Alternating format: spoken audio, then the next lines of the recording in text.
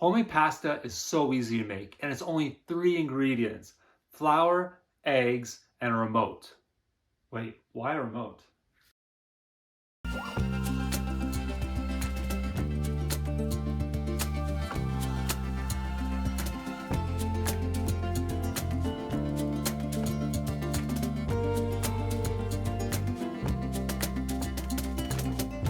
Nothing really compares to homemade pasta. Not even that box crap can touch it with a 10-foot clown pole. And if you don't know what I'm talking about, and you don't have a 10-foot clown pole, then maybe it's time that you start making your own pasta. Let's do it today. Like I said, all you need is flour, eggs, and a remote.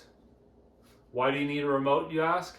Well, to turn on the gun show, because you're gonna need these arms to do some kneading.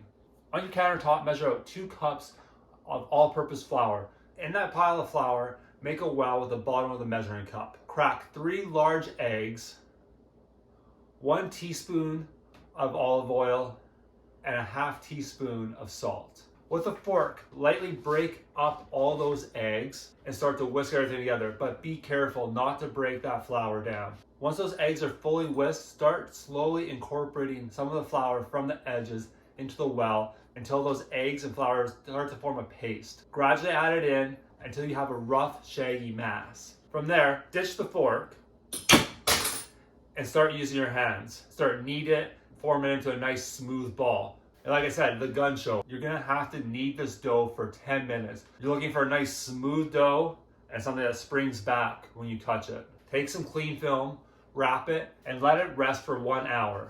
So we have an hour, so we might as well go ahead and make a sauce for this pasta. I can't think of anything better than a nice pork ragu. So for the ragu, we're gonna start with a large pot over medium-high heat, 3 tablespoons of olive oil, and roughly cut your pork into 1-inch pieces. Wait for that oil to heat up, add your pork in batches to brown. Once all the pork is brown, remove it and set it off to the side. Roughly chop 2 onions in a 1/2-inch dice, and roughly chop 3 cloves of garlic. 3 cloves of garlic, that seems to be my magic number with every recipe. Add the onions and the garlic to the hot oil and let everything sweat for about 2 to 3 minutes. Once the onions and garlic are briefly cooked, add in 2 tablespoons of tomato paste. Cook out that raw taste of the tomato paste, so let it go for about a minute or so. Add the pork back into the pot, and then it's time to get wild. Add in 1 cup of red wine to your onions, garlic, and pork, and let it reduce down to a 1/4 cup. You're gonna notice that everything's gonna start to come together and get a little thick from the tomato paste. That's great, exactly what we want. Add in 1 can of crushed tomatoes. And also on top of that, rinse out the can and add in an additional 1/2 can of water. Last but not least, before we put this sauce to bed, add in 1 teaspoon of dried chili flakes, 1 tablespoon of Italian herb mix. Stir everything in, cover with a lid, and turn the temperature down to medium-low and let it simmer for 1 hour. That hour is up for letting our dough rest. So let's go ahead and start rolling it out. Take your dough out of the cling film and cut it into quarters.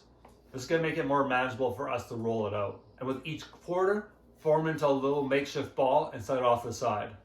Now to roll your pasta. Generously flour both sides of the dough ball and press it out flat to about 1/2 inch. From there, I'm gonna take my pasta roller. If you have a machine pasta roller, use that. If you have this manual pasta roller like I have, use that. And if you don't have anything, you have to use a rolling pin. And if you don't have a rolling pin, go back to that bottle of wine and roll it out. This manual one works great for me. If you're using a pasta roller, start by going on the widest, or in this case, the lowest setting that your pasta rollers will go, and feed that pasta dough through it. Once it comes through, it's gonna look kind of janky and weird. Don't worry, fold the dough over twice like an envelope, feed it back through. You're gonna get more of a rectangle shape doing it this way.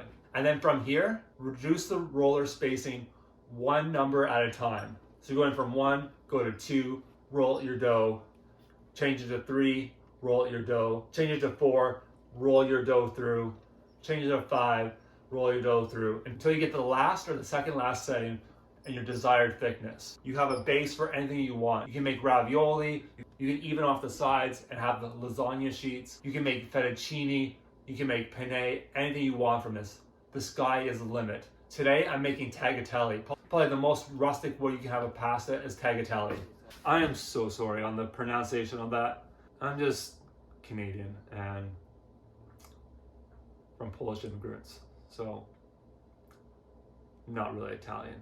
But I love eating pasta. This tagliatelle, we don't have to do much of anything. Just flour both sides of that sheet of pasta, roll it up like a little pasta cigar, and then cut it into half-inch strips. Now it's key when you're cutting your pasta, use a sharp knife and saw back and forth. You don't want to press down, because pressing down is going to smush your pasta together and it's going to start to stick, and then you have a mess. Lightly dust all those ribbons with flour so nothing sticks and set off to the side. Repeat the process with the other 3 dough balls. All right, now it seems like it's been a bit of a process and it's taken us a while to get here, but you know what? It's definitely fucking worth it. Fresh pasta cooks in 60 seconds or less. So this is gonna be bing, bang, boom, pop, done. So keep up. Take your sauce, spoon it out of the pot and into the saute pan. While the sauce is thickening and reducing in that saute pan, take your pasta and put it in a pot of boiling water. Let it cook for 60 seconds or until al dente. Al dente. I'm sorry. While the sauce is reducing, take the back of a spoon and press down on those pieces of pork just to break them up a little bit to have a nice hearty ragu sauce. Once that pasta is cooked, pull it out of the water with some tongs. Don't even worry about having extra water in that pan, because you want a little pasta water and that starch from the water to thicken up this sauce. Grate a generous amount of Parmesan cheese over top and mix everything together. Lift out that pasta and give it that little swirl on the plate that everybody fucking loves, because everybody has to do it because it looks beautiful, right? And it does. Twirl on the plate, take the rest of that ragu and pour it over top. Get every bit of that fucking sauce on top of that pasta. Last but not least, no homemade pasta is complete without, that's right, a nice grating of Parmesan cheese. I broke the bank on this one and actually got Parmesan, so let's celebrate.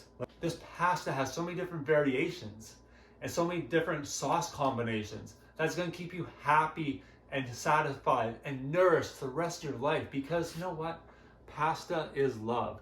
Share this with people. Look, you can thank me later, maybe by subscribing or give me a big thumbs up if you like this video. I'll see you in the next one.